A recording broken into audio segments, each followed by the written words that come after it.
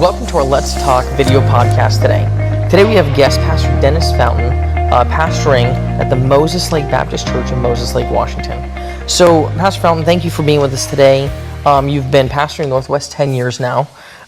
So, how did you kind of get started there over in Moses Lake? Are you from here, around here, grew up in the Northwest? Yeah, so I actually grew up in Lakewood, Washington. So, do you know where Lakewood is? Mm-hmm. So Lakewood, probably about 2 hours south, an hour and a half south of here. Mm-hmm. My dad pastored there from when I was 14 to when I was 29 or 30. 15 years, so 14 to whatever, 15. Yeah. What is that, 29? 16, yeah, 29. Maybe 29. 28.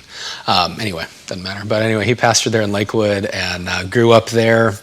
Went to Bible college and got married, went back on staff for my dad, worked there I was there for 4.5 years and just doing youth and loving ministry, and we were enjoying what God was doing with our teenagers, and then we just felt a change kind of it started in February of that year, 2010.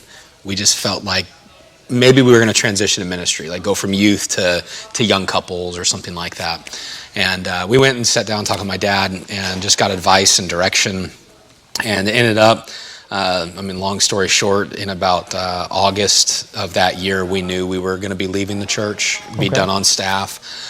September, we resigned our position on staff, and then really we're praying about just direction and in traveling to sing at another meeting. We stopped in Moses Lake, where my wife's brother actually lived at the time, and we just noticed a lot of young couples and thought, I wonder what churches are here. And my dad ended up telling us to go visit on a gentleman that he knew that was pastoring a church there. And so we went by and talked to him, and he ended up asking us to come and speak at the church, just to preach a couple weeks later. And then I'm trying to remember all that long ago, but then we just began to pray about what our next step was. And God kind of put it on our heart that we didn't want to take a church. We wanted to start a church. Okay. And so we prayed about it, and when we were sitting down with that gentleman, one of the key questions that we wanted him to bring up, not us, is that they didn't want to continue their church. They wanted to close down and just give the building to somebody. And he actually brought it up in conversation, like, hey, what do you think about? And so we felt from that time that it was, maybe the direction God was moving. So we sought counsel, prayed and fasted for a while, and 10 days later made the decision, and 6 months later we started. So that's the quick version. Well, that's awesome. It's just, that's when you start in church and all of a sudden you have a building. That's... Yeah, it definitely put us 10 or 12 years ahead of most church plants, and we recognize that. It's been a huge blessing. The building was older building, needed a lot of work. Our first year there, I think we put in, probably $45,000 or $50,000 into remodeling, just trying to get it up to date. And over the years, we've done a ton. So, well, that's awesome. And then with that, you've obviously, no doubt, struggles came with that, and obviously still, yes, you have a building, but now you need to fill in. Yeah. So, what are some kind of ways that you found that was beneficial in trying to reach people in the Northwest for, like, hey, let's come to church? Yeah. So you're like, you have place, but what are some tactics or some things you used? Obviously, the gospel, but what are some things that you used or did?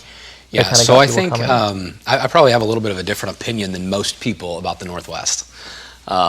Most people, you talk to pastors in places, and those of you that are watching, you'll probably hear it, but everybody, the Northwest is the preacher's graveyard, and that was really that was a mentality of the 70s and 80s, and I've had family that have ministered in the Northwest for since the 60s.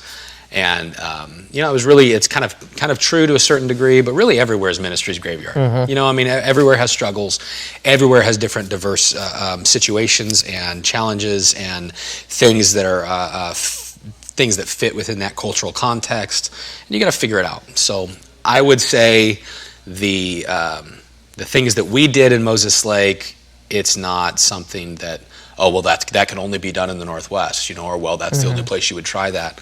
But to go back to your question about outreach, honestly, just getting involved in the community. Like we're very community oriented. I've been a chaplain now with our sheriff's office. I've done that since actually this September will be 10 years that I've done that.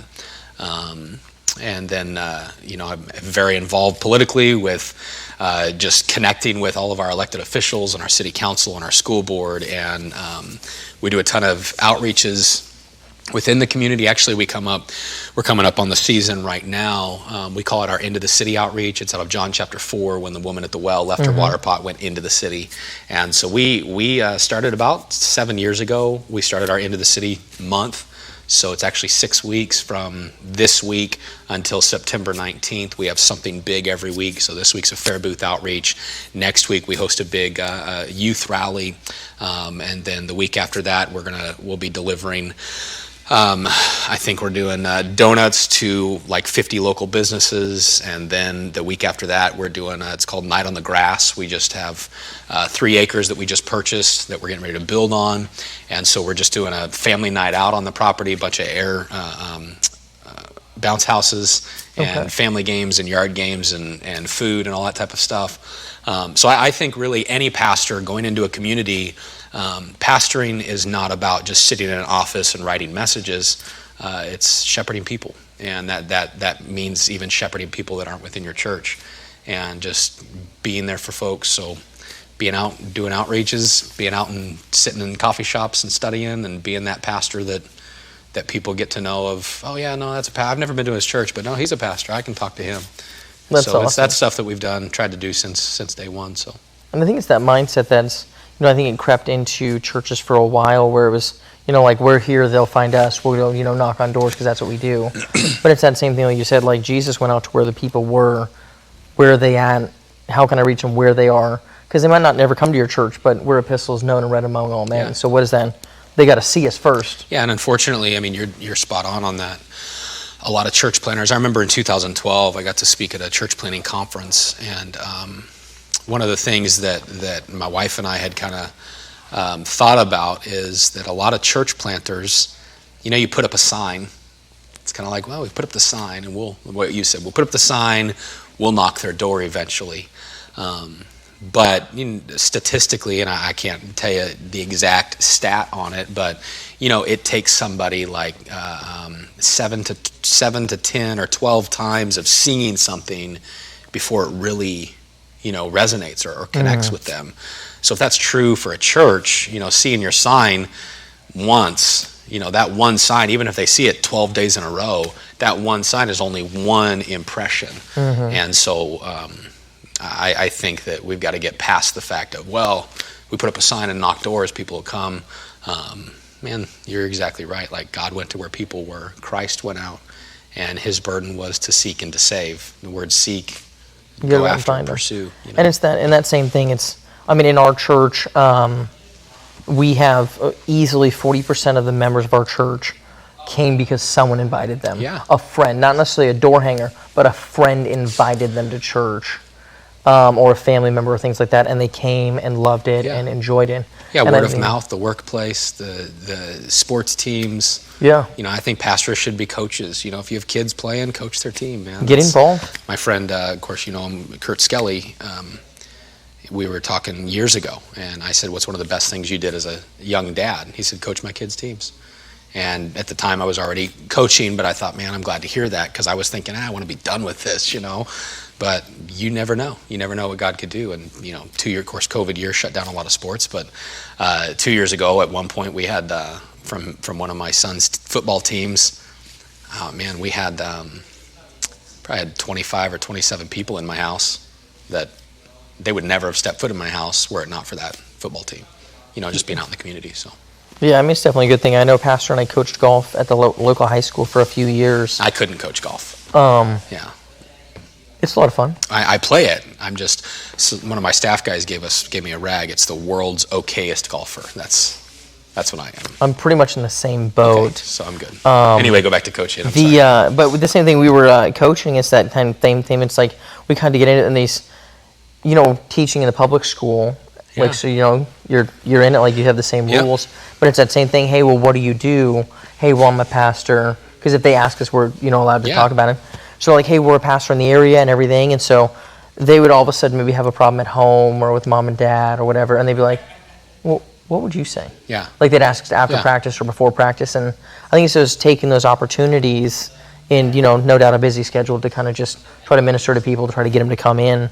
Well, and I think the thought is that we've taken Christianity, and I don't know what most of your viewers are, they're pastors or whatnot, or college students, but we've taken Christianity and we've lived it within our walls of our church.